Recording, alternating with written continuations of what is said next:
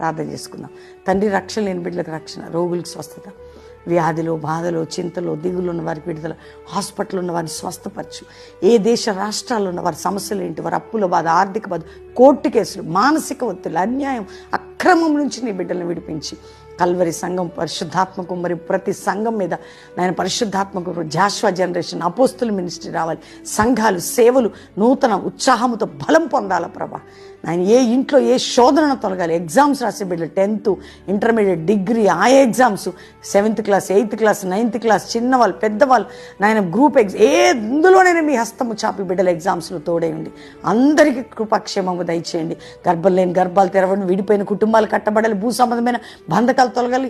ఎవరికి కష్టమున్నా విడిపించి మీ నామాన్ని గొప్ప చేసుకో. మా డబ్బు మధ్యలో ఉండి ఎవరికి ఇప్పించారు అట్టి వారికి విడుదల ఇచ్చి తోడై ఉండమని. మా డబ్బు తీసుకున్న వాళ్ళు కూడా నిద్ర పట్టద్దు ప్రభా. తెచ్చిచ్చేవారికి అట్టి మనసు నాయన నీ ప్రియ బిడ్డల జీవితంలో శోధనను తొలగించమని. చిన్నపిల్లలు స్కూల్కి వెళ్తున్నారు, వస్తున్నవారు కాలేజీకి వెళ్తున్నారు, వస్తున్నవారు యూనివర్సిటీకి వస్తున్నవారు నాయన అందరినీ కాపాడి కంచివేయమని. మా దేశాన్ని ప్రపంచానికి రక్షణ క్షేమం దయచేయమని యేసు నామములో అడుగుచున్నాం తండ్రి. ఆమేన్.